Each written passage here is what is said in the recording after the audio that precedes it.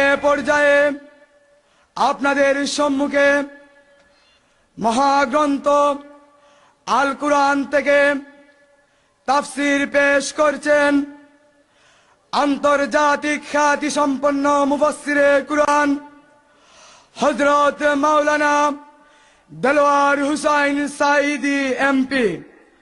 Hazrat Maulana Delwar Hussain Sayeedi MP.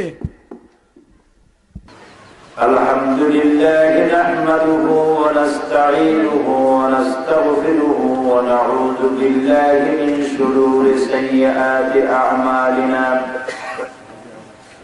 من شرور أنفسنا ومن أعوذ بالله من الشيطان الرجيم بسم الله الرحمن الرحيم জনাব সভাপতি বৈরাগী বাজার সিনিয়র মাদ্রাসা প্রাঙ্গণে আয়োজিত এই সুন্দর মাহফিলের বিশেষ অতিথি জামাত ইসলামী বাংলাদেশের সিলেট মহানগরীর সম্মানিত আমির ডক্টর শফিকুর রহমান সাহেব, এই এলাকার সম্মানিত ওলামায়ে কেরাম, উপস্থিত সম্মানিত এলাকাবাসী ভাইয়েরা, পর্দার আড়ালের মা এবং বোনেরা, আসসালামু আলাইকুম ওয়া রাহমাতুল্লাহি ওয়া বারাকাতুহু। আমরা আল্লাহ রাব্বুল ইজ্জত ওয়াল জালাল তার দরবারে শুকরিয়া আদায় করি যে দিনের এই দ্বিপ্রহরে বৈরাগী বাজার সিনিয়র মাদ্রাসার সামনে আমরা একত্রিত হতে পেরেছি। আল্লাহ পাকের দরবারে শুকরগুজার হচ্ছি। আমরা সকলে পড়ছি আলহামদুলিল্লাহ, সবাই পড়ি আলহামদুলিল্লাহ। এই দ্বিপ্রহরে আপনারা আপনাদের কাজ ফেলে রেখে সবাই ছুটে এসেছেন কোরআন শোনার জন্য। কি শুনতে এসেছেন? এই সুন্দর পরিবেশ সৃষ্টি করার পেছনে যারা ওসিলা, যারা কাজটি করেছে, তাদের জন্য আমাদের দোয়া করা দরকার। নবী করিম সাল্লাল্লাহু আলাইহি ওয়াসাল্লাম বলেছেন, মান লাম ইয়াশকুরিন নাস ফালাম ইয়াশকুরিল্লাহ। যে মানুষের কৃতজ্ঞতা প্রকাশ করতে পারে না, আদায় করতে পারে না, সে আল্লাহর শুকরিয়া আদায় করতে পারে না। এই গ্রাম্য অঞ্চলে এত সুন্দর বিশাল প্যান্ডেল, এত সুন্দর মাইক সিস্টেম, এরকম সুন্দর একটি আয়োজনের পেছনে যারা, তাদের জন্য দোয়া করা দরকার, ঠিক না? আপনাদের এলাকার কৃতি সন্তান যারা প্রবাসে রয়েছেন, আমেরিকায়, ইংল্যান্ডে, বিশেষ করে কাউসার আহমেদ মারুফ আপনাদের এলাকার সন্তান, মৌলানা নুরুল ইসলাম, ফয়সাল, ইকবাল, আলী আহমদ, সোহেল সহ আমেরিকা এবং ইউরোপে এই এলাকার যে সমস্ত প্রবাসী যুবকেরা আছেন যারা কাজ করছেন সেখানে, এই মাহফিলের পেছনে তাদের যথেষ্ট অবদান আছে এবং তারা আমার সঙ্গে যোগাযোগ করেছেন। আজকেও কাউসার আমেরিকা থেকে 2 বার আমার সঙ্গে যোগাযোগ করেছেন টেলিফোনে। এই মাহফিলটা যাতে সফল হয়, সুন্দর হয়, সেজন্য তারা রাত জেগেছে, কষ্ট করেছে, দোয়া করেছে, চেষ্টা করছে। আমরা দোয়া করি আল্লাহ রাব্বুল আলামিন এইসব প্রবাসী বাংলাদেশি, বিশেষ করে সিলেটের, আল্লাহ তাআলা তাদের প্রতি রহম করুন, ভালো করুন। সবাই বলেন আমিন। এবং আমাদের যে সমস্ত ছেলেরা ইউরোপে, আমেরিকা আছে, যারা কাগজপত্রের অভাবে সেখানে নিয়ম মাফিক লিগ্যাল হতে পারছে না, অসুবিধা আছে, আল্লাহ তাআলা তাদের কাগজপত্রগুলি সুযোগ করে দিন, আল্লাহ তাআলা সহযোগিতা করুন, রহম করুন। সবাই বলি আমিন। এবং সেখানে তারা দ্বীন ও ঈমান নিয়ে থাকতে পারে, আল্লাহ সে তৌফিক তাদেরকে দান করুন। প্রিয় ভাই সব, আপনারা কষ্ট করে এসেছেন কোরআনে কারীম শোনার জন্য। আর কোরআন হচ্ছে পৃথিবীর মুসলমানদের জন্য নয়, শুধু বিশ্ববাসীর জন্য আল্লাহর দেওয়া সর্বশ্রেষ্ঠ হেদায়েতের কিতাব। এর থেকে শ্রেষ্ঠ হেদায়েতের কিতাব আকাশের নিচে জমিনের উপরে আর নাই। নবী করিম সাল্লাল্লাহু আলাইহি ওয়াসাল্লাম এই কিতাবখানা দিয়েই একটি বিরাট পরিবর্তন এনেছিলেন সমাজের মধ্যে, রাষ্ট্রের মধ্যে। যেখানে চুরি ছিল, ডাকাতি ছিল, জেনা ছিল, হত্যা ছিল, মানুষে মানুষে সংঘর্ষ ছিল, মানুষ কেনা বেচা হইতো। গরু ছাগল যেমন আমাদের দেশে কেনা বেচা হয় না, এরকম মানুষ কেনা বেচা হতো। এই যে দুরবস্থা ছিল পৃথিবীর, সেই দুরবস্থা থেকে মানুষকে একটি ভালো পর্যায়ে আনার জন্য আল্লাহ তাআলার চাইতে মানুষের জন্য কল্যাণকামী আর কি কেউ আছে? এরকম আসতে বললেন কেন? আর কি কেউ আছে? নাই। সেই মহা কল্যাণকামী আল্লাহ তাআলা তিনি নবী করিম সাল্লাল্লাহু আলাইহি ওয়াসাল্লামকে পৃথিবীতে পাঠালেন আর একখানা কিতাব তার সাথে দিলেন। কিতাবখানার নাম কি? কোরআন। আল্লাহ ইসলামের মাধ্যমে মানুষকে যত কল্যাণ করেছেন, কিসের মাধ্যমে? ইসলামের মাধ্যমে যত কল্যাণ করেছেন, তার মধ্যে দুইটি কল্যাণ সব থেকে বড়। একটি হলো নবুয়ত, আর একটি হলো কিতাব। মুখস্থ করুন, একটি হলো নবুয়ত আর একটি হলো কিতাব। কিতাব যদি শুধু নবী পৃথিবীতে আসতেন আর আল্লাহ যদি কিতাব না দিতেন, তাহলে সর্বনাশ হয়ে যেত। মানুষেরা নবীদেরকেই আল্লাহ বানাই ফেলাইতো, ঠিক না? ঈসা আলাইহিস সালাম রে আল্লাহ বানায় নাই, লোকেরা আল্লাহর ছেলে বানাইছে প্রথম। এখন তো আল্লাহই বানাই ফেলাইছে তারে। তিনি ত্রাণকর্তা, তিনি গুনাহ মাফকারী, তিনি আসবেন মানুষকে উদ্ধার করার জন্য ইত্যাদি। আবার ইহুদিরা হযরত উযায়েরকে আল্লাহর পুত্র বানাইছে এবং নিজেরা আল্লাহর নাতি পুতি ইত্যাদি হয়েছে, নাউজুবিল্লাহ। তো কিতাব যদি না আসতো, শুধু নবী আসতেন, তাহলে এই সমস্যাটা হইতো। আর যদি শুধু কিতাব পাঠানো হতো, নবী না দেওয়া হইতো, তাহলে মাঝিহারা নৌকার মতো অবস্থা হতো মানুষের। যে নৌকায় মাঝি থাকে না, সে নৌকার অবস্থা কি হয়? নদীতে তুফান চলতেছে, কখনো এই কূলে ধাক্কা খাবে, কখনো ও কূলে ধাক্কা খাবে, দুই কূলের ধাক্কা খেয়ে মাঝখানে এসে ডুবে যাবে আরোহী সুদ্ধা, ঠিক না? এই জন্য আল্লাহ রাব্বুল আলামিন নবী দিলেন, আর কি দিলেন? কিতাব দিলেন। সুবহানাল্লাহ বলেন। এই কিতাব সম্পর্কে কবি বলছেন, উতর কর গারে হেরা সে সুয়ে কওম আয়া, উতর কর গারে হেরা সে সুয়ে কওম আয়া, और एक नुस्खे किमिया साथ लाया। নবী করিম সাল্লাল্লাহু আলাইহি ওয়াসাল্লাম হেরা পাহাড় থেকে নেমে এলেন আর সাথে আনলেন একটা পরশ পাথর।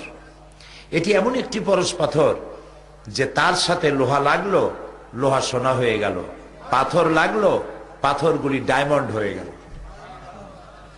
এরকম একটা পাথরের কথা শুনাই, যিনি পাথর ছিলেন হীরকখণ্ড হয়ে গেলেন। তার নাম ওমর। তার নাম ওমর। যখন তিনি কাফের ছিলেন, জাহিল ছিলেন, এবং চিন্তা করুন যে কতটা জাহিল হলে পরে একজন নবীকে হত্যা করতে একটা মানুষ আসতে পারে। কতটা জাহিল, কত অজ্ঞ, কত মূর্খ, কত নাদান হলে পরে আল্লাহর নবী হত্যা করতে আসতে পারে, চিন্তা করতে পারেন? আচ্ছা, সেই মানুষটি যখন নবীকে হত্যা করতে আসলেন, তখন তার কানের মধ্যে কোরআন ঢুকে গেল। কানের মধ্যে কি ঢুকলো? তিনি যখন শুনলেন, তাহা মা আনজালনা আলাইকাল কুরআনা লিতাশকা, কোরআনের আয়াত কানের মধ্যে ঢুকে কলজের মধ্যে গিয়ে ঢুকছে। হযরত ওমর বোন রে ভগ্নিপতি রে পিটাই টিটাই থুইয়া তারপরে কোরআনের আওয়াজ শুনতে পেয়ে বুঝতে পারলো যে নিশ্চয়ই এরা জান দিতে চায়, তবু কোরআন ছাড়বে না। কি মজা এই কোরআনে! আমাকে নিয়ে চলো মুহাম্মদ সাল্লাল্লাহু আলাইহি সাল্লামের কাছে। সুবহানাল্লাহ। নবী করিম সাল্লাল্লাহু আলাইহি সাল্লাম তখন বসা ছিলেন কয়েকজন সাহাবী নিয়ে গোপন একটা ঘরে। হযরতে আলী বলছেন, হযরত হামজা বলছেন, ইয়া রাসূলুল্লাহ, আমি দেখতে পাচ্ছি ওমর আসতেছে তরবারি নিয়ে, আমাকে হুকুম করুন, আমি তাকে দেখে নেই। রাসূলুল্লাহ বললেন, না, আসতে দাও, তাকে আসতে দাও। হযরত ওমর তরবারি হাতে নিয়ে, তরবারিটা হাতে আছে, ওই অবস্থায় ঢুকেছে। রাসূল জিজ্ঞেস করলেন, ওমর, কি মতলব নিয়ে এসেছো? ওমর বলছেন, মতলব তো খুবই খারাপ ছিল, খুব কুমতলব নিয়ে এসেছিলাম, কিন্তু কোরআন তো আমাকে উলট পালট করে দিল। আমি এখন জীবনের 26টি বছর অন্ধকারের মধ্যে কাটিয়ে দিয়েছিলাম, আমি এখন আলোর সন্ধান চাই। আল্লাহর নবী বলেন, ওমর, তুমি পড়ে নাও লা ইলাহা ইল্লাল্লাহু মুহাম্মাদুর রাসূলুল্লাহ। হযরত ওমর ছিলেন একটা বাল্ব, শুধু বাল্ব। এখন একটা বাল্ব 1000 পাওয়ারের যদি হয়, সে কোনো ফায়দা দিতে পারবে না। ওর সাথে কি যোগ করতে হবে? বিদ্যুতের সংযোগ দিতে হবে। হযরত ওমর ছিলেন লক্ষ কোটি পাওয়ারের একটা বাল্ব। এই বাল্বের সাথে ঈমান নামক বিদ্যুতের কানেকশন হয়ে গেল, এবার জ্বলে উঠলো দপ করে। হযরত ওমর রাদিয়াল্লাহু তাআলা আনহু জিজ্ঞেস করলেন, হে রাসূল, যে দ্বীনের উপর ঈমান আনলাম, এ দ্বীন কি হক? রাসূলুল্লাহ বলছেন, হ্যাঁ, এটা হক। যে আল্লাহর উপরে অদেখা আল্লাহরে বিশ্বাস করলাম, যারে আমিও দেখিনি, আমার বাপেও দেখে নেই, আল্লাহ কি হক? রাসূলুল্লাহ বললেন, হক। হে রাসূল, আপনার উপরে যে আখিরি জামানার নবী হিসেবে বিশ্বাস করলাম, আপনি কি হক? রাসূলুল্লাহ বললেন, আমি নবী হক। হযরত ওমর বললেন, আল্লাহ হক, কোরআন হক, দ্বীন হক, নবী হক, তাহলে ইসলামের দাওয়াত এই গোপনে কেন? আপনি আমাকে হুকুম করুন, এ দাওয়াত আমি কাবার সামনে গিয়ে দাঁড়ায় দেব। রাসূলুল্লাহ হুকুম করলেন।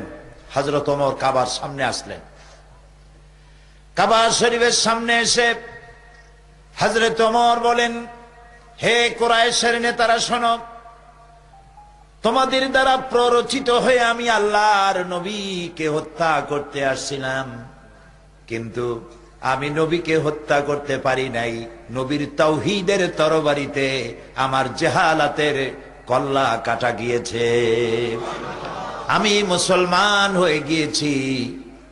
এখন যদি ইসলামের বিরুদ্ধে কেউ টু শব্দ করো, যদি বাধা দিতে আসো, আমার তরবারি তারে ক্ষমা করবে না। যেই তরবারিটা ছিল ইসলামের বিরুদ্ধে, সেই তরবারিটা চলে আসলো ইসলামের পক্ষে। সুবহানাল্লাহ। এখন এই পাথর লোহা রূপী ওমর কি হয়ে গেলেন দেখেন।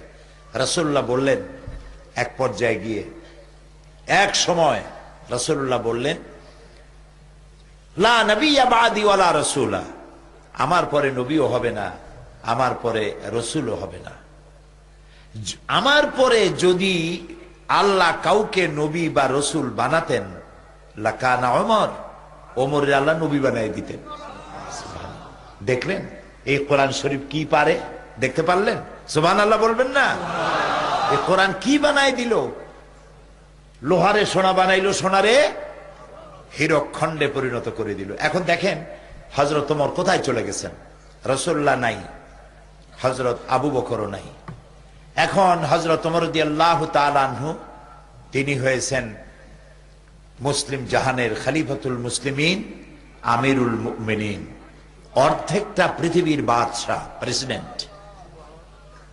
হযরত আলী রাদিয়াল্লাহু তাআলা আনহু বলেন, এই সময় আমি একদিন রাত্রে স্বপ্নে দেখছি যে আমি যেন রাসূল করিম সাল্লাল্লাহু আলাইহি ওয়াসাল্লামের পেছনে ফজরের নামাজ পড়ছি। এটা কি দেখতেছেন তিনি? স্বপ্ন। ফজরের নামাজ শেষ হয়ে গেছে, রাসূলুল্লাহ সালাম ফিরে পিছনের দিকে ফিরে বসছেন। মাসনুন দোয়াগুলি সাহাবায়ে কেরাম পড়া শুরু করেছে। হযরত আলী বললেন, আমিও সুন্নত দোয়াগুলি পড়ে বেরিয়ে গেছি মসজিদ থেকে। যেই না বেরোলাম তখন দেখি মসজিদের দরজার কাছে এক বুড়ি দাঁড়ানো, হাতে বড় একটা পাত্র খোরমা ভরা। বুড়ি বলছে, আলী তুমি এই ঘরের মধ্যে, মসজিদের মধ্যে আবার ঢোকো, এই পাত্রটা নিয়ে যাও, এর মধ্যে আমার নতুন বাগানের খোরমা ভরা। হযরত ওমরকে বলো, রাসূলুল্লাহকে বলো, তিনি যেন নিজে খান এবং সাহাবায়ে কেরামদের মধ্যে ভাগ করে দেন, তাহলে আমার বাগানে খোরমায় বরকত হবে। হযরত আলী রাদিয়াল্লাহু তাআলা আনহু মসজিদের মধ্যে ঢুকলেন এবং রাসূলুল্লাহকে পাত্রটা দিলেন। রাসূলুল্লাহ পাত্রটা হাতে নিয়ে একটা খোরমা হযরত আলীর মুখের মধ্যে দিয়ে দিলেন। হযরত আলী খোরমাটা চিবোচ্ছেন, এমন সময় ফজরের আজান হয়ে গেল, ঘুম ভেঙে গেল। হযরত আলীর ঘুম ভাঙছে ঠিকই, কিন্তু রসুলের হাতের দেওয়া খোরমার স্বাদ হযরত আলীর মুখের মধ্যে তখনও ছিল। তিনি উজু করে মসজিদে নববীর মধ্যে চলে গেলেন। যে দেখছেন হযরত ওমর ইমামতির জায়গায় দাঁড়ানো, ইকামত হয়ে গেল, নামাজ শেষ। হযরত ওমর পিছনে ফিরে বসছেন। হযরত আলী রাদিয়াল্লাহু তাআলা আনহু তিনি সুন্নত দোয়াগুলি পড়ে মসজিদ থেকে বেরিয়েছেন। গেটের সামনে গিয়ে দেখেন এক বুড়ি দাঁড়ানো, হাতে এক পাত্র খোরমা। এখন কি স্বপ্ন না বাস্তব? এখন এটা বাস্তব। বুড়ি বলছেন, ওমর, হে আলী, এই খোরমাগুলি নিয়ে যাও, আমার নতুন বাগানের খোরমা, নিয়ে হযরত ওমরকে দাও, তিনি নিজে খাবেন আর রাসূলুল্লাহর সাহাবীদের মধ্যে ভাগ করে দেবেন, তাহলে আমার খোরমার বাগানে বরকত হবে। হযরত ওমর চিন্তা করছে, স্বপ্নে দেখলাম, স্বপ্ন এরকম বাস্তব হয় নাকি? সাথে সাথে কি আশ্চর্য! তিনি খোরমা নিয়ে গেলেন ভিতরে, হযরত ওমরকে দিলেন আর ঘটনাটা শুনাইলেন। হযরত ওমর পাত্রটা হাতে নিয়ে একটা খোরমা উঠাইয়া হযরত আলীর মুখের মধ্যে দিয়ে দিলেন। হযরত আলী খোরমাটা খেতে খেতে বললেন, ইয়া ওমর জিদনি তামরাতান উখরা, হে ওমর, এই খোরমার জাতটা খুব ভালো, এত সুন্দর মিষ্টি লাগতেছে, তুমি আমার একটা বেশি দাও। আমার যদি দুই একটা বেশি দাও তাহলে কারো ভাগে কম পড়বে না, খোরমা তো বেশি আছে, আমাদের দাও না একটা বেশি। হযরত ওমর বলছেন, ইয়া আলী লাউ আন্না রাসূলুল্লাহ সাল্লাল্লাহু আলাইহি ওয়াসাল্লাম যাদাক লাজিদনাক। হে আলী, স্বপ্নের ভিতরে রাসূলুল্লাহ যদি তোমারে একটার বেশি খোরমা দিতেন, আমিও তোমারে একটার বেশি খোরমা দিতাম। হযরত আলী চোখ গেছে এত বড় হয়ে, কয় কি? হযরত আলী বলছেন, ইয়া ওমর আহিয়া রুইয়া রাআইতাহা আম হিয়া গায়বুন আমিত্তালাত আলাইহি। হে ওমর, এটা কি তুমি আমার মতো স্বপ্নে দেখছো, না গায়ব থেকে তোমাকে জানানো হয়েছে? তুমি জানলা কেমনে যে রাসূলুল্লাহ আমারে একটা খোরমা দিছিলেন? হযরতে ওমর বলছেন, ইয়া আলী ওয়াল্লাহি মা হিয়া রুইয়া ওয়ালা গায়ব। হে আলী, আল্লাহর কসম, এটা স্বপ্নও নয়, আমি তোমার মতো স্বপ্নেও দেখি নাই, আর গায়েব থেকেও আমাকে এটা জানানো হয়নি। ওয়ালাকিন্নাল মুমিনা ইযা আখলাসা কলবাহু ইয়ারা বিনুরিল্লাহ। আসল কথা হচ্ছে, একজন আল্লাহর বান্দা যখন আল্লাহর জন্য হয়ে যায়, একজন আল্লাহর গোলাম যখন আল্লাহর জন্য নিবেদিত হয়ে যায়, তখন আল্লাহর সাহায্যই সে দেখতে পায়। সুবহানাল্লাহ। এবার চিন্তা করুন, হযরত ওমর কোথায় ছিল, কোরআন তাকে কোথায় উঠায় দিল। সুবহানাল্লাহ বলবেন না? এই জন্য কোরআনের সাথে যদি কেউ আদব রক্ষা করে, কোরআনকে সম্মান করে, কোরআন অনুযায়ী জীবন চালায়, আল্লাহ তাআলা, সে যদি জিরো থাকে আল্লাহ তারে হিরো বানায় দেন। সুবহানাল্লাহ। আর যদি কোনো হিরো কোরআনের সাথে বেয়াদবি করে, তাহলে আল্লাহ তাআলা তাকে হিরোরে কি বানায়? শূন্যের কোটায় পৌঁছায় দেয়। দুনিয়ায় কোনো নাম থাকে না, কামও থাকে না, বদনাম, কেউ সম্মান করে না। এগুলি আমরা দেখছি, ইতিহাসেও পড়েছি, চোখেও দেখছি। প্রিয় ভাই সব, তো এই কোরআন আসলো পৃথিবীর মানুষের কল্যাণের জন্য। আলহামদুলিল্লাহ বলেন, সবাই বলেন আলহামদুলিল্লাহ। এখন এই কোরআনের বক্তব্য হচ্ছে এই, আমরা যেন খাঁটি মুসলমান হয়ে যাই। যারা আমরা ইসলাম মুসলমানের দাবি করি, আমরা যেন খাঁটি মুসলমান হই, এটাই হলো কোরআনের দাবি। আলহামদুলিল্লাহ। আল্লাহ রাব্বুল আলামিন বলেন, ইয়া আইয়ুহাল্লাযীনা আমানু দুখুলু ফিস-সিলমি কাফফা ওয়া লা তাত্তাবিউ খুতুওয়াতিশ শাইতান ইন্নাহু লাকুম আদুউম মুবিন।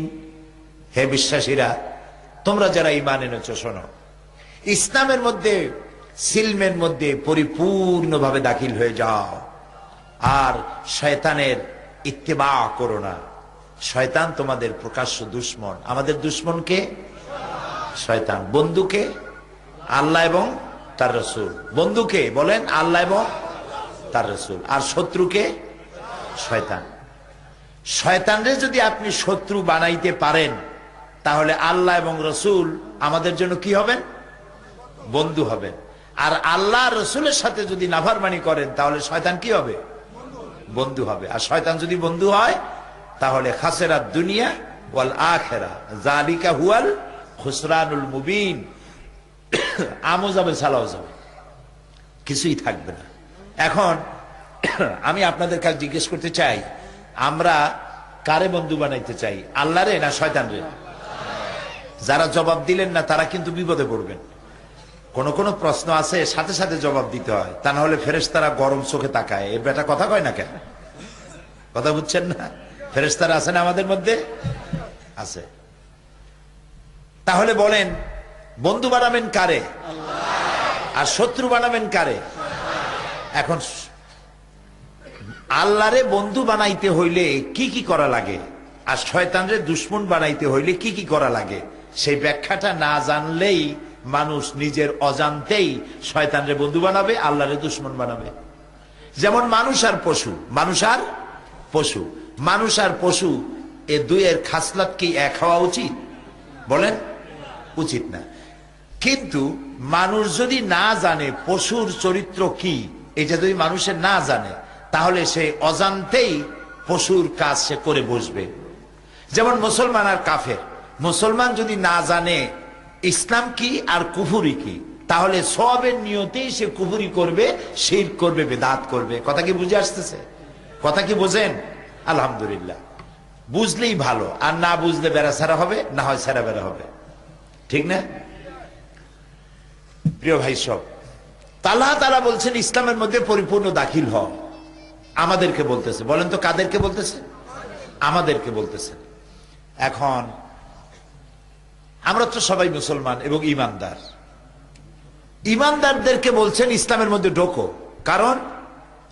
কারণ হলো এই, আল্লাহ রাব্বুল আলামিন বলেন, وَمِنَ النَّاسِ مَن يَقُولُ آمَنَّا بِاللَّهِ وَالْيَوْمِ الْآخِرِ وَمَا هُمْ بِمُؤْمِنِينَ।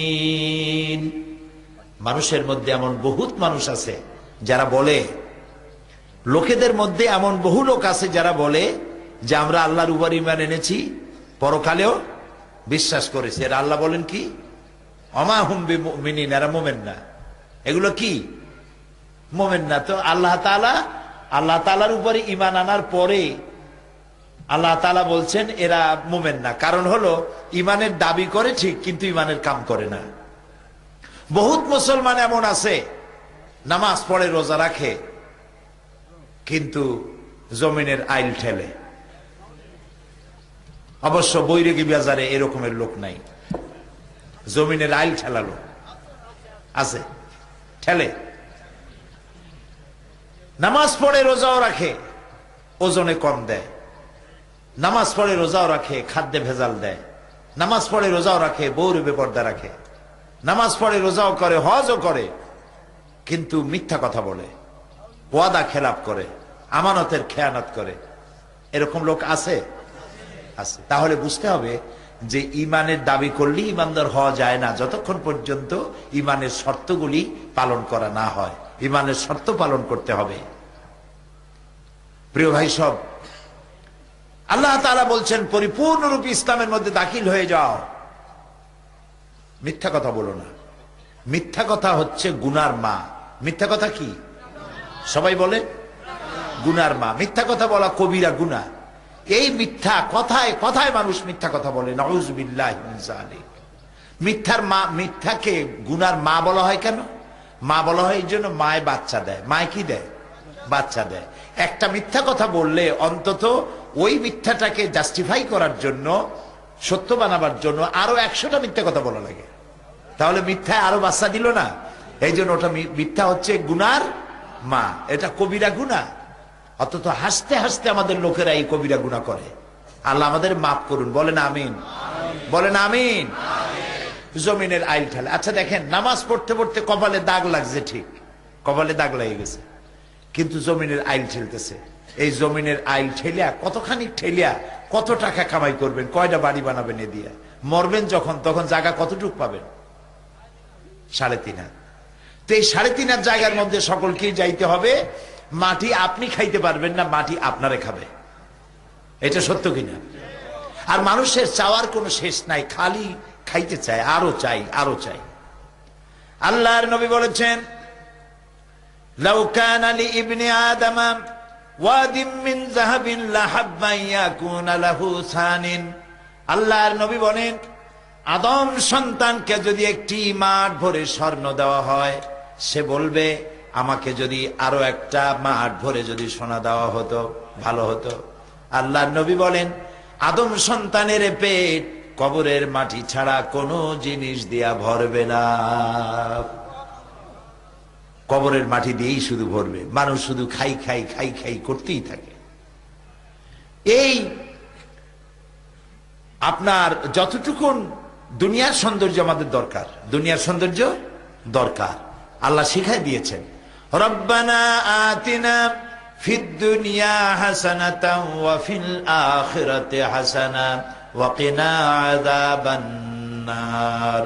পড়েন আমার সাথে, রব্বানা আতিনা ফিদ দুনিয়া হাসানাতাও ওয়া ফিল আখিরাতি হাসানা ওয়া কিনা আযাবান নার। আল্লাহ তাআলা শিখাচ্ছেন, আমার কাছে দোয়া করো, আয় আমার রব, আমাকে দুনিয়ার সুখ সৌন্দর্য দাও, আখিরাতেরও সুখ সৌন্দর্য আমারে দাও, আর জাহান্নামের কঠিন আযাব থেকে আমারে তুমি বাঁচাও। বলেন আমিন। সবাই বলেন আমিন। প্রিয় ভাই সব, আমি মানুষকে বুঝাইতে গিয়ে বলি, এই যে আমাদের লোকেরা যারা বিদেশে আছে, লন্ডনে আছে, আমেরিকা আছে, আমাদের দেশের অনেক লোকেরা সেখানে, কেউ কেউ, সব না, কিছু লোক আছে যারা মদের ব্যবসা করে, তারপরে সুদের কারবার করে। আমি তাদের বলি, ভাই, এই যে মদের ব্যবসা করেন, সুদের ব্যবসা করেন, এটা তো হারাম। এই ব্যবসাটা করা কি হারাম। কোন শরীয়ত বলবে না এটা জায়েজ আছে। তো এই যে হারাম ব্যবসাটা করে যে টাকা আপনি কামাচ্ছেন, এই কামাই তো খাইতেছে আপনার বউতে, ছেলেতে, মেয়েতে, মায়, বাপে, সবাই খাইতেছে।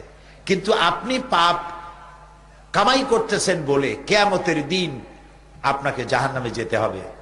এই পাপের ভাগ তো মায়ও নেবে না, বাপেও নেবে না। নেবে? বলেন নেবে? বউতে নেবে? ছেলে মেয়েতে নেবে? তো কষ্ট করে কামাই করবেন আপনি, সুখ ভোগ করবে সবাই, আর কিয়ামতের দিন সবটা পাপের বোঝা নিয়ে আপনি একা দোজখে যাবেন। এই কাম তো পাগলেরও করা উচিত না, ঠিক কিনা? কাজে আপনাদের সন্তান সিলেটের লোকেরাই বেশি পরিমাণ বিদেশে কাজ বাজ করেন, আলহামদুলিল্লাহ বলেন, সবাই বলেন আলহামদুলিল্লাহ। তাদের মধ্যে যারা এই ধরনের হারাম ব্যবসায় আছে বলে আপনাদের জানা আছে, তাদেরকে আপনারা বলবেন যে বাবা, এই কাজ করার দরকার নাই, হালাল ব্যবসা করো। বলবেন এইটা? আপনারা বলবেন? আল্লাহ যেন তৌফিক দেন। বলেন আমিন। বলেন আমিন। আপনাদের ছেলে যদি এরকম থাকবে, বলবেন বাবা, তুমি আমার সন্তান, আমি তোমার পিতা, আমি তোমাকে অনুরোধ করছি, তোমাকে হুকুম করছি, তুমি এই হারাম ব্যবসা ছেড়ে দাও। কত ভালো ভালো ব্যবসা আছে, হালাল ব্যবসা করো, এটা করো না। এটা করিয়া তুমিও দুজকে যাবা আর আমিও বিপদে পড়বো, কাজে এই কামটা করো না, নিষেধ করে দিবেন। আমাদের লোকেরা বিদেশে যারা আছে, আলহামদুলিল্লাহ, খালি যে মদের ব্যবসা করে তা না, অনেক ভালো ভালো ব্যবসাও করে, কোন আলহামদুলিল্লাহ, এবং বিরাট বিরাট কাজ করে। এই সিলেটের আপনাদের এই এলাকার, এই বিশাল এলাকার লোকেরা লন্ডন শহরে বিরাট বিরাট মসজিদ করেছে, আলহামদুলিল্লাহ বলে। আমি 78 সনে 78-এ সর্বপ্রথম আমেরিকা সফর করি। তখন নিউ ইয়র্ক সিটিতে আমি মসজিদের কথা শুনেছি। তখন মসজিদ ছিল মাত্র 17টা কি 18টার মতো। এখন সেই একটা সিটিতেই শয় মসজিদ হয়ে গেছে। লন্ডন ইংল্যান্ডে আজ থেকে 150 বছর আগে মসজিদ ছিল মাত্র একটা। সেই ইংল্যান্ডে এখন মসজিদের সংখ্যা 8000 ছাড়াই গেছে। এরকম আসতে সুবহানাল্লাহ কইলেন, জোরে বলেন আলহামদুলিল্লাহ। এই সিলেটের লোকেরা করেছে। তারা যা কামাই করে, রোজগার করে, তার থেকে একটা বিরাট অংশ মাদ্রাসা মসজিদে সমানে দিতে থাকে। লন্ডনের সব থেকে বড় মসজিদ বাংলাদেশিরা করেছে, এই সিলেটের লোকেরাই করেছে, বেশিরভাগ সিলেটি। সেটা হলো ইস্ট লন্ডন মসজিদ। ইস্ট লন্ডন মসজিদ ইউরোপের সব থেকে বড় মসজিদ। 10,000 লোক মসজিদের ভেতরে নামাজ পড়তে পারে। এখন চিন্তা করেন 10,000 লোক একটা মসজিদের মধ্যে নামাজ পড়তে হলে মসজিদটা কত বড়। বাংলাদেশি টাকায় খরচ হয়েছে প্রায় 120 কোটি টাকার মতো খরচ বাংলাদেশি টাকায়। সেখানে আমি কালেকশন করেছি, অন্যরা করেছে। মসজিদে যখন টাকা চেয়েছি, মাহফিল করেছে, আমাকে নিয়ে মাহফিল করেছে। যখন টাকা চেয়েছি, মহিলারা, সিলেটি মহিলারা গলার হার, হাতের চুড়ি, কানের দুল খুলে খুলে দিয়ে দিয়েছে। পুরুষেরা কামাই করা টাকা উড়ি উজাড় করে দিয়েছে, লক্ষ লক্ষ পাউন্ড দিয়েছে। সুবহানাল্লাহ সুবহানাল্লাহ। গির্জাগুলি মসজিদ হয়ে গিয়েছে আলহামদুলিল্লাহ, বহুত গির্জা আলহামদুলিল্লাহ। এই বিরাট কাজ প্রবাসী মুসলমানরা বিদেশে করতেছে আলহামদুলিল্লাহ বলেন। মাদ্রাসা বানাচ্ছে, অনেক মাদ্রাসা হয়েছে, অনেক মাদ্রাসা হয়েছে। কাজী এইসব ভালো কাজ যারা করতেছে তাদেরকে উৎসাহিত করা দরকার। আর যারা হারাম ব্যবসায় আছে তাদেরকে, তাদের আত্মীয় স্বজন যারা আছে তাদের বলা দরকার, বাবা আমি তোমার টাকা পয়সা চাই না, তুমি আল্লাহর রাস্তায় হালাল ব্যবসা করো। ঠিক বললাম ভাই? এই কাজটি সকলের করা দরকার। প্রিয় ভাই সব, আল্লাহ তাআলা বলছেন উদখুলু ফিস-সিলমি কাফা, পরিপূর্ণভাবে ইসলামের মধ্যে দাখিল হয়ে যাও। বহু মুসলমান আছে, এই মাহফিলও আছে, থাকতে পারে নাও থাকতে পারে, ওয়াজ শোনে কিন্তু নামাজ পড়ে না, এরকম আছে। আমি মনে করি আপনাদের মধ্যে এরকম নাই, আলহামদুলিল্লাহ কর। ওয়াজ শুনতে যায় যত দূর হোক, কিন্তু নামাজ পড়ে না। তা নামাজ পড়া হলো ফরজ, ওয়াজ শোনা নফল। কোন কোন ক্ষেত্রে ফরজ, যে কিছুই জানে না তার জানার জন্য ফরজ, আর যে জানে তার জন্য নফল।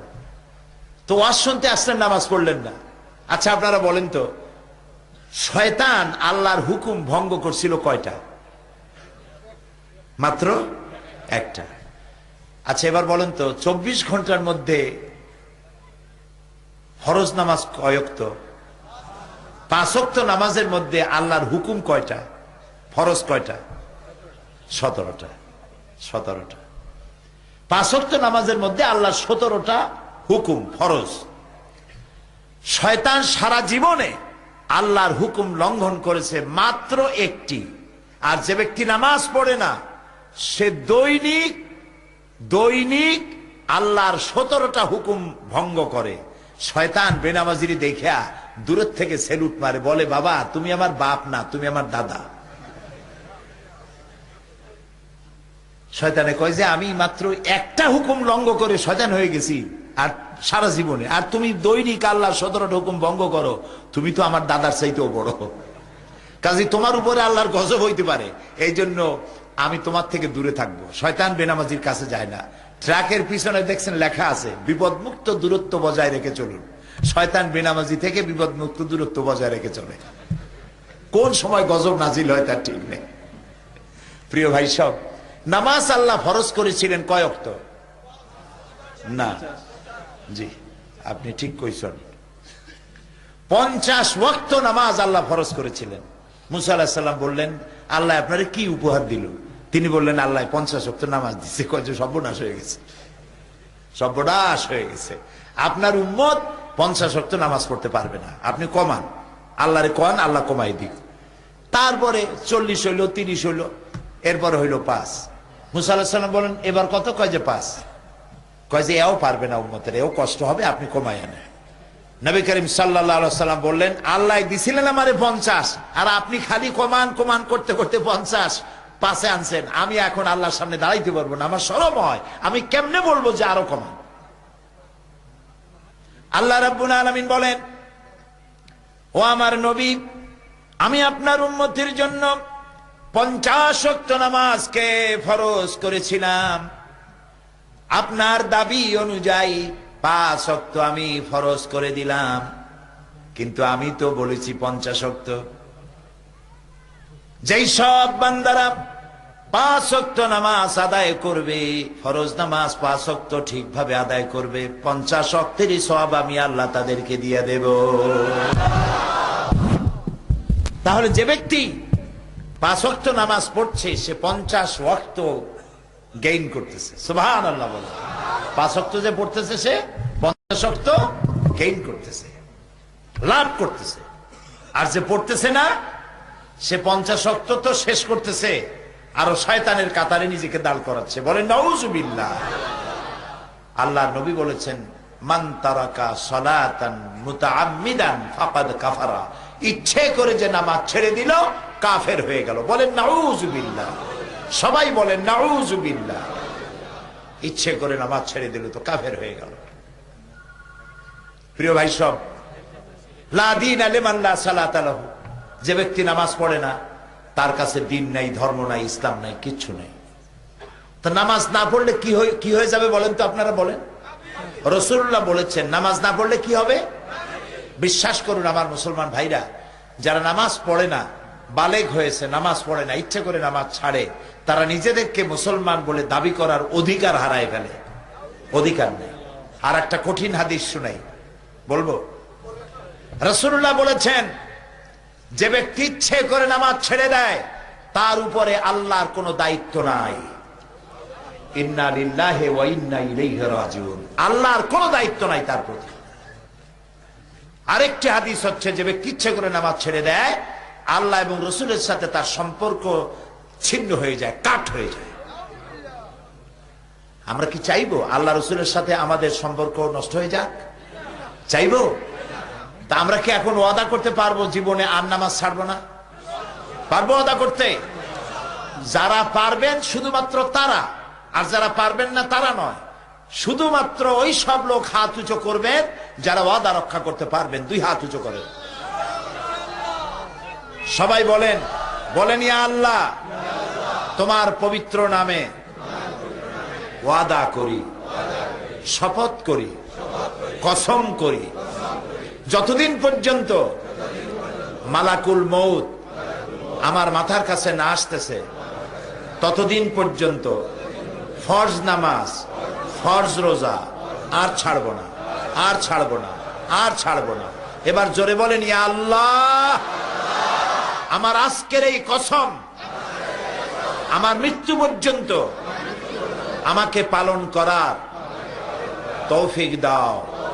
আমিন, আমিন ইয়া রাব্বাল আলামিন। সকলে হাত নামান। আল্লাহ যেন কবুল করেন, আমরা বলি আমিন, সবাই বলি আমিন। পর্দা করবেন। বাড়িতে যে বিবি আছে, মেয়ে বড় হয়েছে, বোন আছে, আপনার অধীনস্থ যারা আছে, পর্দায় রাখবেন। মদ এবং জুয়া থেকে বাঁচবেন। এখন মদ জুয়ার পরিবর্তে, মদের পরিবর্তে আমাদের দেশে ফ্যান্সি ডিল আসছে। এই বৈরাগী বাজার, বিয়ানী বাজার টাজার এইসব জায়গায় আসে নাই মনে হয়, আসছে, সব জায়গায় আইছে।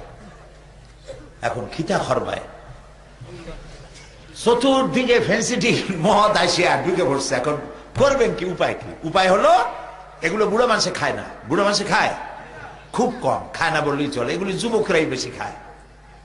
এই যুবকদেরকে ফিরাইতে হবে। ড্রাগ এডিক্টেড হওয়া, মদ খাওয়া হারাম। যুবকেরা ভালো করে শোনো, আমি বিশ্বাস করি, মনে করি বৈরাগী বাজারের যুবকেরা খুব ভালো। বলেন আলহামদুলিল্লাহ। খারাপ ছেলেদের সাথে বন্ধুত্ব করবে না। কারণ হলো, সৎসঙ্গে আমরা স্বর্গে না যাই, আমরা বলি সৎসঙ্গে জান্নাত বাস। সৎসঙ্গে জান্নাত বাস। আর অসৎ সঙ্গে শুধু সর্বনাশ না, সাড়ে সর্বনাশ। বন্ধু যেন খারাপ না হয় যুবকেরা। তোমার বন্ধু যদি সিনেমা খোর হয়, মদ খোর হয়, জুয়ারি হয়, তোমারে একদিন না একদিন জুয়া খেলায়, মদের আড্ডায়, জেনার আড্ডায় ঢুকাইয়া ছাড়বেই। আর তোমার বন্ধু যদি নামাজি হয়, আজ হোক কাল হোক, হাতে ধরে হোক পায়ে ধরিয়ে হোক, তোমার একদিন মসজিদে ঢুকাবে। সুবহানাল্লাহ, সুবহানাল্লাহ। এই জন্য বন্ধু বানাইতে ভুল করবে না যুবকেরা। ভালো ভালো ছেলেদের সাথে বন্ধুত্ব করবে। আজকে বলবে যে দেখো একটু ফেন্সিডিল খাইলে কি হয়, মাপসায় নেবে আল্লাহর কাছে, পরে একটু টেস্ট করে দেখো, ভালো ঘুম হবে, নিজের রাজা রাজা নায়ক নায়ক, জি একটা জ্যাকসন জ্যাকসন ভাব হবে। খাইয়া দেখো, 2 ফুটা খাও, একদিন খালি কি হবে। শয়তানি কিন্তু এরকম বলে, ওই যেমন ডায়াবেটিস রোগীদের সামনে রসগোল্লা দিয়ে কয় হুজুর একটু খান, একদিন খাইলে কি হবে। তো রসগোল্লাটা খাইলো, তারপরে যখন চা নে কয় যে আমি ডায়াবেটিস রুগী, এই চায়ের মধ্যে চিনি দিয়ে না, খাইছি কিন্তু রসগোল্লা। শয়তান বুদ্ধি কত আয়, ওর সাথে পারবেন না তো, এর সাথে পারবেন না বুদ্ধি করে। সেই জন্য আল্লাহর কাছে সাহায্য চাইতে হবে। আউযু বিল্লাহি মিনাশ শাইতানির রাজিম। যুবকেরা, তোমার যে বন্ধু তোমাকে ফেন্সিডিল খেতে বলবে, গান শুনতে বলবে, সিনেমায় যেতে বলবে, তুমি মনে করবে এটা বন্ধু নয়, এটা বন্ধুরূপী শয়তান। এটা বন্ধু নয়, এটা বন্ধুরূপী, জোরে বলো, শয়তান। আর যে বন্ধু তোমারে বলবে চলো ভাই নামাজে রক্ত হয়েছে, এতক্ষণ তো গল্প করলাম, এতক্ষণ তো খেলাধুলা করলাম, আজান হয়ে গেছে, চলো ভাই নামাজ পড়ে আসি, তারপর আবার খেলবো নে, তুমি মনে করবে এটা বন্ধু না, এটা ফেরেশতা। সুবহানাল্লাহ। এই জন্য বন্ধুত্ব করতে হবে ভালো ছেলেপেলের সাথে। আর মুরব্বীদের বলবো, গভর্নমেন্টের আইন আছে, সবারকে থাকতে বলছি, ফেন্সিডিল, জুয়া, মদ এগুলি নিষিদ্ধ। এগুলি কোথাও যদি কেউ খায় দেখতে পারেন, পুলিশে ধরিয়ে দিবেন, পুলিশে আচ্ছা তরে মেহমানদারি করে দেবে থানায় নিয়ে। পারবেন ধরাই দিতে? আপনার নিজের ছেলেও যদি। আর আমাদের বাংলাদেশ আলহামদুলিল্লাহ পৃথিবীর অন্যতম ভালো দেশ, আলহামদুলিল্লাহ। এখানে এমন বাপও আছে নিজের মদখোর, ফেন্সিডিল খোর ছেলেকে পুলিশের হাতে উঠাই দিয়েছে, সন্ত্রাসী ছেলেকে ধরে পুলিশের হাতে উঠাই দিয়েছে, এরকম বাপ মা আছে, আলহামদুলিল্লাহ, আলহামদুলিল্লাহ। নারায়ণগঞ্জের একটা সন্ত্রাসীকে মেরেছে র্যাব। র্যাবের নাম শুনলেও এখন লুজ মোশন শুরু হয়ে যায় সন্ত্রাসীদের। এত বড় মারাত্মক সন্ত্রাসী, আমি তো চিন্তাও করতে পারি না যে অন্তত মায় না কান্দতে পারে। সেই লোকটার নাম আমার মনে নাই, টেলিভিশনে ছবি দেখছি, যারে মারা হলো ওর নাম জানি কি। সেইটার লাশের কাছে গিয়ে তার মা থুতু ফেলেছে, তার বউতে, তার ছেলেরা লাশের উপরে থুতু ফেলেছে, এবং তারা বলেছে যে শয়তান মরেছে, র্যাবের হায়াত দারাজ করুক আল্লাহ, এ শয়তান মরছে, ভালো করছে, শয়তান রে মারছে। প্রিয় ভাই সব, যুবকেরা এই রকমের জীবন যাপন করে লাভ কি? যে গ্রামের লোকেরা তোমারে দেখলে ভয় পায়, মেয়েগুলি কলিজা ধরফর করতে থাকে, আল্লাহ ওই মন্টুর সাথে যেন দেখা না হয় রাস্তায়। এই নামগুলিও কিন্তু আজকাল খুব খারাপ রাখতেছে। আমি কি ঠিক বলছি কিনা? মুসলমান ছেলের নাম রাখি মন্টু, বল্টু, সেন্টু, আকাশ, বাতাস, অক্সিজেন। কোন এগুলি একটা নাম হইল? আপনি নিজেই সর্বনাশ করছেন। এই নামের ছেলে মেয়ে জীবনেও ভালো হবে না, লিখে রাখেন ডায়েরিতে। আপনি নাম যদি খারাপ রাখছেন, এ ছেলে জিন্দিগিতে ভালো হবে না। আপনি কি শুনেছেন কোথাও এই যে এত মাজার আছে না বাংলাদেশে, কত মাজার আছে না, কোন জায়গায় দেখছেন হযরত মন্টু রহমতুল্লাহ আলাইহির মাজার? অথবা এখন আপনাদের সামনে বক্তব্য রাখবেন মুফাসসিরে কোরআন হযরত মাওলানা সেন্টু সাহেব। জিন্দিগিতে মানুষ মন্টু, সেন্টু, বল্টু, ওপি, কপি এই জাতীয় যত নাম রাখবেন, গুন্ডা হবে, মাস্তান হবে, শয়তান হবে, জেনাকার হবে, একটাও ভালো হবে না। এই জন্য নাম রাখবেন ভালো ভালো নাম, মনে থাকবে, ভালো ভালো নাম রাখবেন। ভালো নাম, আরবি নাম, এগুলি আলেমদের কাছ থেকে জিজ্ঞাসা করে নিতে হবে কি নাম রাখবেন। তারপরে যুবকদেরকে বলতে চাই, যুবকেরা ভালো হয়ে চলতে হবে, চরিত্রবান হতে হবে, এমন জীবন যাপন করবে যাতে করে মেয়েরা তোমাকে দেখে ভয় না পায়, সেজন্য মনে করে তুমি তার ভাই, এবং তুমি অন্যের মেয়েকে দেখলে মনে করবা ওটা আমার মা অথবা আমার মায়ের পেটের বোন, তাহলে চোখটা খারাপ হবে না। তুমি যদি মরো, মৃত্যুর তো এইভাবে গ্যারান্টি নাই যে বুড়াগুলি আগে মরবে আর যুবকেরা দাড়ি না পাকা পর্যন্ত মরবে না, এরকম হবে নাকি? হবে। বৈশাখ মাসের ঝড় যখন আসে তখন কি খালি পাকা আম পড়ে না গুটি আমও পড়ে? গুটি আমারও বেশি পড়ে। কথা কি বুঝে মাথা ঢোকে? কাজে এই কথা চিন্তা করার কোনো কারণ নাই। এই জন্য যুবকেরা এমন জীবন যাপন করো যাতে তুমি মরে গেলে পাড়ার লোকেরা যেন বলে, আল্লাহ এত ভালো ছিল, মানুষের উপকার করতো ছেলেটা, আহারে ছেলেটা মরে গেল। এই যে কাউসার কত বড় কাজ করলো, বিরাট মাহফিলের আয়োজন করে দিল আমেরিকায় থেকে তার সাথী সঙ্গে নিয়ে, আলহামদুলিল্লাহ কর। ছেলে এরকম হওয়া উচিত যাতে পাড়া প্রতিবেশী দোয়া করে, আল্লাহ এই ছেলেটার প্রতি রহম করো, ওর মায়ের প্রতিও রহম করো, এইরকম ছেলে পেটে রাখছে। আর যদি গুন্ডা হও, মাথায় এরকম বাল্লুকের মতো চুল, হাতে উল্লুকের মতো নখ, গলায় সোনার সেন, কি একখান ভাব। মানুষেরা কোনো বন্ধ নাই, শুনতে থাকেন। তারপরে মরে যাওয়ার পর লোকেরা বলবে, আল্লাহ শয়তান একটা কমছে, বাইসে গেছি। এরকম বললে সেটা কি ভালো হবে? যুবকেরা বলো ভালো হবে? হবে না। আমি যুবকদের কল্যাণ কামনা করি,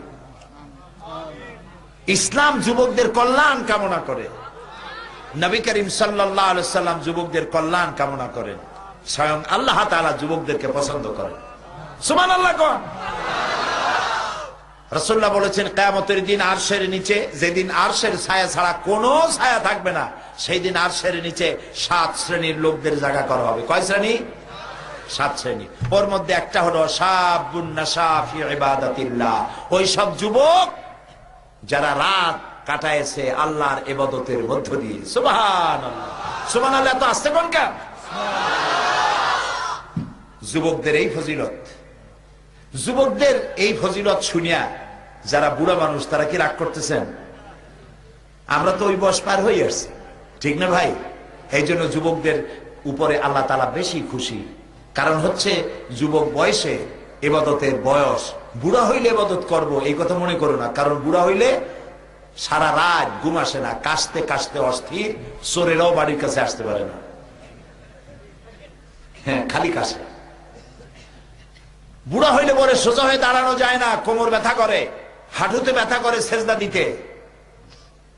যুবক বয়স হলে ইবাদতের বয়স, লম্বা লম্বা সেজদা দাও আল্লাহরে, জোরে কোন সুবহানাল্লাহ। কারে সেজদা দিবে? আল্লাহরে। বেহেশতে যাওয়া খুব কঠিন কাজ না, খুব সহজ। হালাল খাও, হারাম খাইও না, মিথ্যা কথা বলো না, সত্য কথা বলো, ওজনে কম দিও না, খাদ্যে ভেজাল দিও না, বউরে পর্দায় রাখো, জমিনের আল ঠেলো না, হজ ফরজ হইলে হজ করে আসো, কিয়ামতে বেহেশতে চলে যাবো। সামান্য এই কিছু কাজ করলে হবে। কিন্তু এই সব আমল বাদ দিয়া, এই সব কাজ বাদ দিয়া দাঁড়িয়ে আছে, টুপি আছে, নামাজ পড়তেছি, কিন্তু আকাম করতেছি, জান্নাতে যাওয়া যাবে না, জান্নাতে যাওয়া যাবে না। উদখুলু ফিস সিলমি কাফা, ইসলামের মধ্যে পরিপূর্ণভাবে দাখিল হয়ে যাও। আমরা যদি সবাই ইসলামের মধ্যে পরিপূর্ণ দাখিল হইতে পারি, আমাদেরকে কেউ মারতে পারবে না। সুবহানাল্লাহ। এই যারা আমাদেরকে সন্ত্রাসী বলে, আমি ইউরোপ আমেরিকায় বক্তৃতা করি, তো সেসব জায়গায় আল্লাহর মেহেরবানি প্রত্যেক বছর আল্লাহ নেয়। আমি বলি, দেখো আমাদের সন্ত্রাসী করে লাভ নাই, সন্ত্রাসী তোমার দেশে, আমার দেশে না। এই যে ইউরোপ আমেরিকায় বেলা 4টার সময় সব মার্কেট বন্ধ হয়ে যায়, কোনো মার্কেট খোলা থাকে না, ইমার্জেন্সি কয়েকটা ফার্মেসি ছাড়া আর কিছু খোলা থাকে না, সব বন্ধ। তা আমি বললাম, তোমরা বন্ধ করো কেন? এই জন্য বন্ধ করো যে সন্ত্রাসীদের হাত থেকে বাঁচতে পারবে না, চুরি হতে পারে, ডাকাতি হতে পারে, লুটপাট হতে পারে, এই ভয়তে বেলা 4টার সময় ইউরোপ আমেরিকা সব দোকান বন্ধ। আমার দেশে যাও তো, এই যে সন্ত্রাসী কই আমাদের এত গাইল দাও, আমাদের দেশে যাও, বিয়ানী বাজার, বৈরাগীর বাজার, বৈদ্যের বাজার, হবিগঞ্জ, কুলাউড়া, তারপরে এই লালখা বাজার, এরপরে তাজপুর, বিশ্বনাথ, লালা বাজার, গোয়ালা বাজার, এইসব জায়গাগুলি দেখে আসো তো। রাত 2:30, 2টা, 3টে পর্যন্ত আমাদের দেশের বাজারে কেনা বেচা হয় না? হয় কিনা? কোন কোটি কোটি টাকার বিক্রি হয়, পুলিশ খুঁজেও পাওয়া যায় না, বর্তা খাইতেও পাওয়া যায় না। কই সেখানে তো এই ধরনের সন্ত্রাসী আমরা দেখি না। আমার দেশে সন্ত্রাসী যায় এখন যা শুরু হয়েছে, এগুলো সংক্রামিত অন্য কোনো জায়গায় থেকে আসা, এখান থেকে না, এগুলি রাজনৈতিক ষড়যন্ত্র। কথা বুঝতে পেরেছেন? আমাদের দেশের লোক ভালো, সব থেকে ভালো, আলহামদুলিল্লাহ। জোরে বলেন আলহামদুলিল্লাহ। আমরা যদি ভালো মুসলমান হইতে পারি, কেউ আমাদের মারতে পারবে না। ইসলাম সন্ত্রাসে বিশ্বাস করে না, কোনো দিন করে না। আমাদের দেশে সন্ত্রাসী কাজগুলি যারা করছে, আমরা আল্লাহ তাআলাকে বলবো যে আল্লাহ তাআলা তুমি দয়া করে ওদেরকে ধরায় দাও। বলেন আমিন, সবাই বলেন আমিন। আল্লাহ এদেরকে জনগণের সামনে ল্যাংটা বানায় দাও, যেন মানুষেরা চিনতে পারে ওরা কারা। প্রিয় ভাই সব, আমাদের দেশ সুন্দর দেশ। এই দেশে আমরা হিন্দু মুসলমান সুন্দরভাবে বসবাস করছি। এত সুন্দর দেশ আর হয় না। মক্কা মদিনা আমার সব থেকে বেশি প্রিয়, আর দেশ হিসেবে বাংলাদেশ আমার সব থেকে প্রিয়। আলহামদুলিল্লাহ, আমরা এখানে খুব শান্তিতে আছি। আপনারা একটা মাদ্রাসা করেছেন, আমার তো দেখে চোখ জুড়ায় গেছে। এই রকমের গ্রামের মধ্যে এত সুন্দর মাদ্রাসা করছেন, আলহামদুলিল্লাহ কন, একবার জোরে বলেন আলহামদুলিল্লাহ। এই মাদ্রাসাটা আলেম পর্যন্ত চালু আছে। আপনাদের ছেলে মেয়েরা যাতে এখান থেকে ফাজেল পাস করতে পারে, ফাজেল পাস করা মানে ডিগ্রি পাস করা, বিএ পাস করা।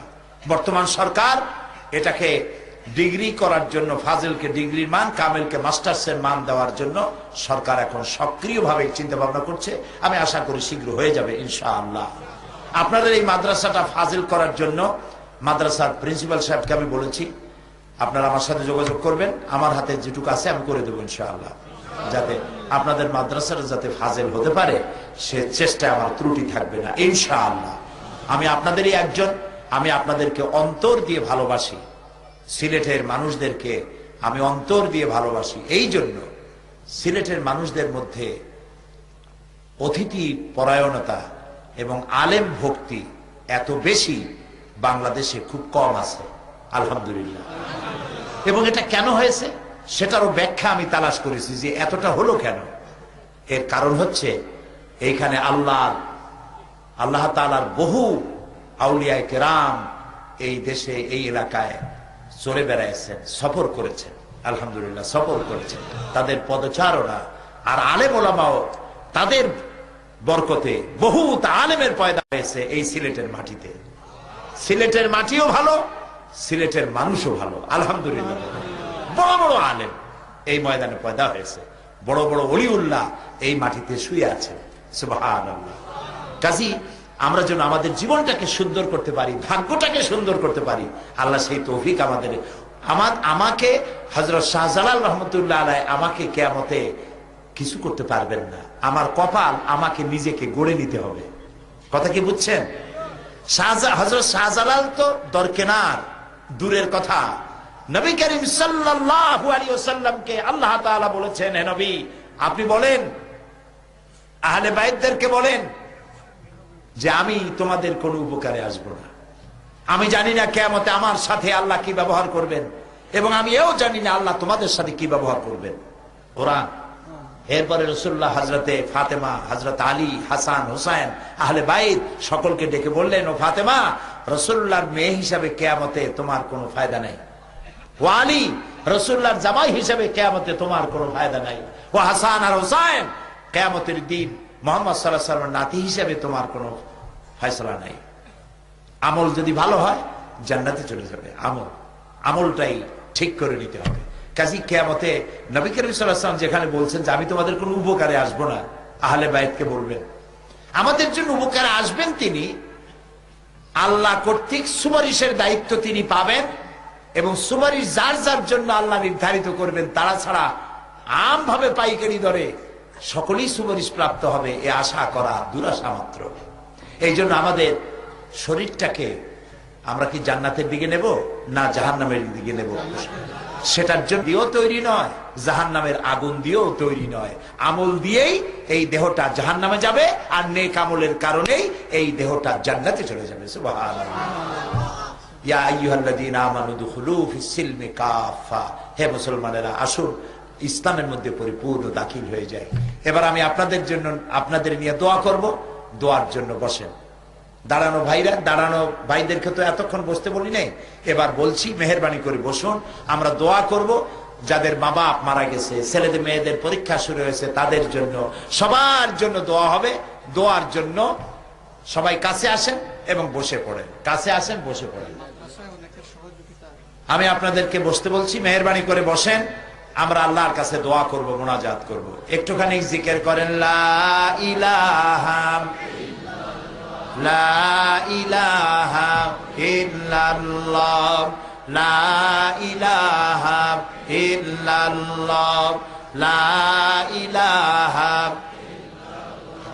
লা ইলাহা লা ইলাহা ইল্লাল্লাহু মুহাম্মাদুর রাসূলুল্লাহ সুবহানাল্লাহ ওয়ালহামদুলিল্লাহ লা ইলাহা ইল্লাল্লাহ সুবহানাল্লাহ।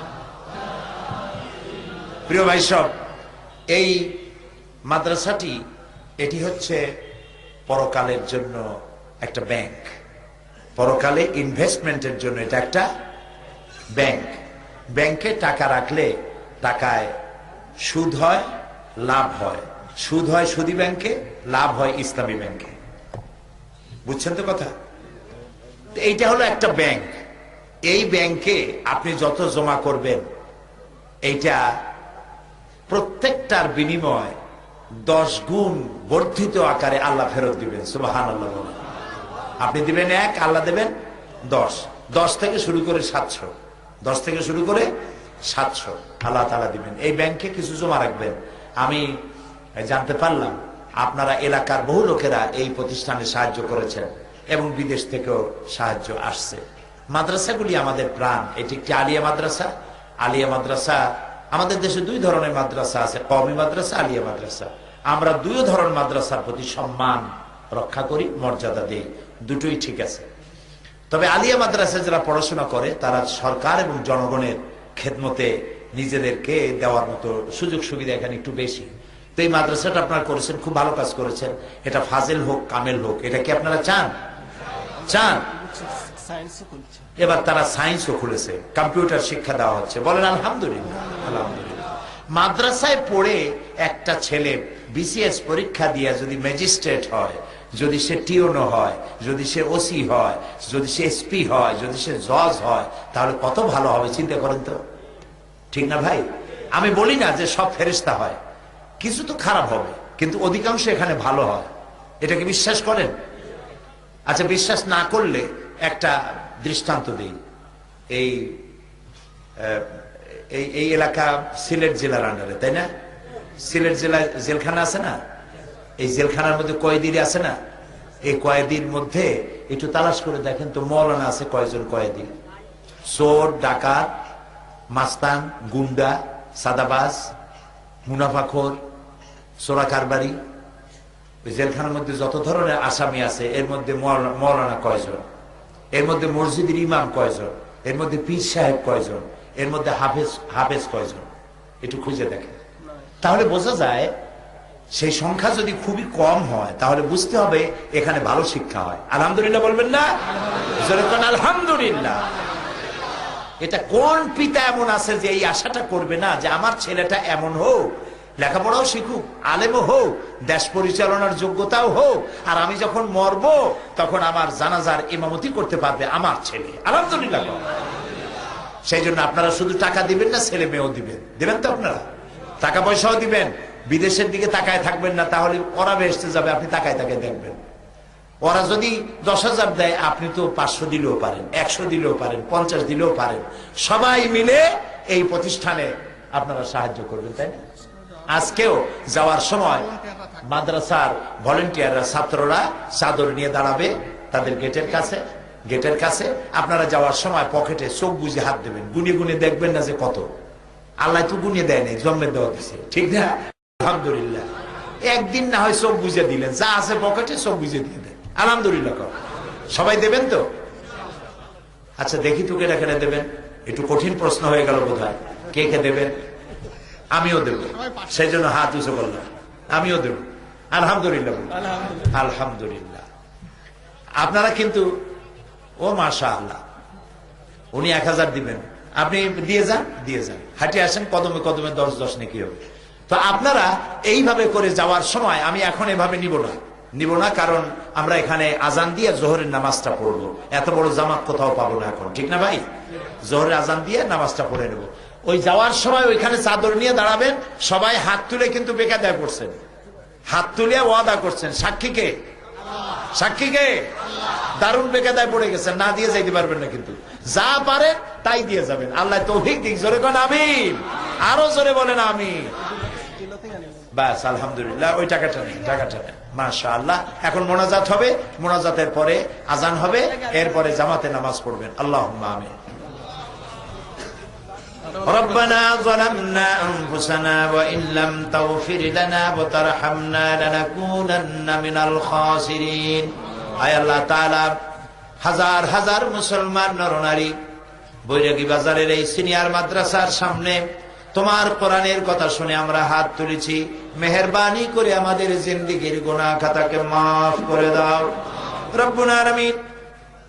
আমাদের মধ্য থেকে আমাদের মা বাপ যাদের দুনিয়া থেকে বিদায় হয়ে গেছে, আল্লাহ তাআলা কবরগুলিকে জান্নাতের টুকরায় পরিণত করে দাও। রব্বির হামহুমা কামা রব্বায়ানি সগীরা। সবাই পড়েন, রব্বির হামহুমা কামা রব্বায়ানি সগীরা। আল্লাহ তাআলা আমাদের বিবি বাল বাচ্চা যা দান করেছো সবগুলিকে দিনদার ইমানদার নামাজি পরহেজগার মুসলমান বানায় দাও রব্বুল আলামিন। तमाम পৃথিবীতে মুসলমানেরা যত জায়গায় বিপদে আছে, বিপদগ্রস্ত মুসলমানদেরকে আল্লাহ তুমি সাহায্য করো। আয় আল্লাহ তাআলা, আফগান এবং ইরাক, কাশ্মীর, বসনিয়া, চেচনিয়া, দুনিয়ায় বিপদগ্রস্ত মুসলমানদেরকে আল্লাহ তুমি সাহায্য করো রব্বুল আলামিন। আমাদের দেশের মুসলমানেরা যারা বিদেশে কাজবাজ করছে, বিশেষ করে সিলেটে মুসলমানেরা, বৃহত্তর সিলেটের মুসলমানেরা যত জায়গায় প্রবাসী জীবন যাপন করছেন, তাদেরকে ঈমানের সাথে রাখো, ইজ্জতের সাথে রাখো, সুস্থতার সাথে রাখো, হালাল ব্যবসার মধ্যে তাদেরকে রাখো। আল্লাহ তাআলা আমেরিকা থেকে কাউসার সহ তাদের বন্ধু বান্ধব সবাই মিলে লন্ডন থেকে এই মাহফিলের আয়োজন যারা করেছেন, চেষ্টা করেছেন, অর্থ দিয়েছেন, আল্লাহ তাআলা তাদের প্রতি তোমার খাস রহমত নাজিল করো। বিদেশে বিভুয়ে বছরের পর বছর তারা আছে একটা লিগ্যাল কাগজ পাওয়ার অপেক্ষায়, যাদের লিগ্যাল কাগজ যারা পায়নি, আল্লাহ তাআলা প্রবাসীদেরকে এই কাগজটা সরকারিভাবে তারা যাতে পায় এবং সুস্থতার সাথে বিনা চিন্তায়, বিনা পেরেশানিতে তারা যেন হালাল ভাবে রুজি রোজগার করতে পারে, আল্লাহ এই তৌফিক তুমি তাদেরকে দান করে দাও। আল্লাহ তাআলা এই সিনিয়র মাদ্রাসাটি আল্লাহ তুমি দয়া করে ফাজেলে কামেলে পরিণত করে দাও। যারা টাকা পয়সা দিয়েছেন এবং দেওয়ার ওয়াদা করেছেন, আল্লাহ তাআলা তাদের ওয়াদা পূরণ করার তৌফিক দান করে দাও। আল্লাহ তাআলা আমাদের দেশে, আল্লাহ তাআলা খুব বিনয়ের সাথে তোমার কাছে আরজি করি, এই আমাদের এই দেশটা পৃথিবীর মধ্যে মুসলমানদের, তোমার হাবিবের উম্মতের একটি বিশাল মুসলিম দেশ, অন্তত 14 কোটি মুসলমান এদেশে বাস করে। আল্লাহ তাআলা কারা যেন গ্রেনেড মারিয়া, বোমা মারিয়া দেশটার বড় বদনাম করে ফেলে দিল। আল্লাহ আল্লাহ তাআলা এই গ্রেনেড হামলায়, বোমা হামলায় যেসব মুসলমান চলে গেল, আল্লাহ তাআলা তাদের প্রতি তুমি রহম করো। সেদিনও হবিগঞ্জে যে ঘটনা হয়েছে, এই ঘটনার শিকার যারা হয়েছে তাদের প্রতি তুমি রহম করো। আল্লাহ তাআলা এই বোমা যারা মারলো, এই গ্রেনেড যারা মারলো, আল্লাহ তুমি তাদেরকে প্রকাশ করে দাও, তাদেরকে ল্যাংটো করে দাও, তাদেরকে বেইজ্জত করে দাও। আল্লাহ তাআলা তোমার কাছে বিনীতভাবে ফরিয়াদ করি, এই যারা বোমা মারে, সন্ত্রাসী তৎপরতা চালায়, গ্রেনেড মারিয়া বাংলাদেশটারে বেইজ্জত করতেছে, আল্লাহ তাআলা তুমি তাদেরকে হেদায়েত দাও, ওদেরকে হেদায়েত দাও। আল্লাহ তাআলা তোমার ইলমে যদি জানা থাকে যে ওদের নসিবে হেদায়েত নাই, তাহলে নমরুদ, হামান, সাদ্দাদ এগুলার যেমন গজব দিয়ে তুমি ধ্বংস করেছো, আল্লাহ গ্রেনেড হামলা, বোমা হামলাকারীদেরকে লানত দিয়া, গজব দিয়া বিদায় করে দাও। আল্লাহ তাআলা বাংলাদেশে নৈরাজ্য সৃষ্টিকারীদেরকে আল্লাহ এদেরকে পাশ পাশ করে দাও, এদের পায়ের তলার মাটিকে খসায় দাও, এদের ঐক্যের মধ্যে ফাটল ধরিয়ে দাও। আল্লাহ তাআলা এদের মানুষের উপরে এদের প্রভাবকে আল্লাহ উড়ায় দাও। রব্বুল আলামিন তুমি বাংলাদেশের এই নিরীহ মানুষগুলি, এই গরিব মানুষগুলির মুখের দিকে তাকায়া তোমার রহমত করো। আল্লাহ এই কত বড় বদনাম হলো, একটা বিরাট সম্মেলন হতে যাচ্ছিল, সেই সম্মেলনটা হতে পারলো না একটা বদনামের কারণে। আল্লাহ এই বদনাম যারা করলো গোটা জাতির কাছে আল্লাহ তুমি তাদেরকে উলঙ্গ করে দাও। আল্লাহ তাআলা তুমি আমাদের প্রতি মেহেরবান হও, আমাদের গুনাহ খাতা মাফ করে দাও। কয়েক সেকেন্ড আমি আপনাদের জন্য ছেড়ে দিলাম, আপনারা নিজেদের কথা নিজেরাই আল্লাহকে বলেন, দোয়া কবুল হবে ইনশাআল্লাহ।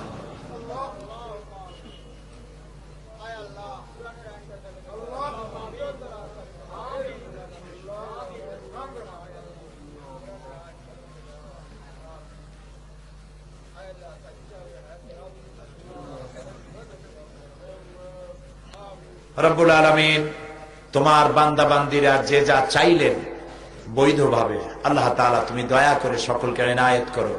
আল্লাহুম্মা লা তারুদ্দানা খাইবিন, আল্লাহ তাআলা একেবারে কিছু না দিয়ে আমাদেরকে খালি হাতে এই ময়দান থেকে ফেরত দিও না বাবা। আমাদেরকে তোমার রহমত দিয়ে আমাদেরকে মালামাল করে দাও। আল্লাহ তাআলা তুমি তোমার আরশে আজিম থেকে গৈরিগি বাজারের এই মাহফিলটার দিকে রহমতের নজর দিয়ে একটু তাকাও। আল্লাহ তাআলা আমাদেরকে ক্ষমা করে দাও, আমাদেরকে ভালো করো, সুন্দর করো, নেক আমল করার তৌফিক দিয়ে দাও, শয়তানের সব রকমের ওয়াসওয়াসা থেকে বাঁচার তৌফিক দাও। এই এলাকার যুবকদেরকে যারা ড্রাগ এডিক্টেড হয়েছে, আল্লাহ তাআলা তাদেরকে ড্রাগ থেকে মুক্ত করে দাও। ربنا تقبل منا إنك أنت السميع العليم وتب علينا إنك أنت التواب الرحيم سبحان ربك رب العزة عما يصفون وسلام على المرسلين والحمد لله رب العالمين واجعل آخر كلامنا عند الموت لا إله إلا الله محمد رسول الله. السلام عليكم ورحمة الله.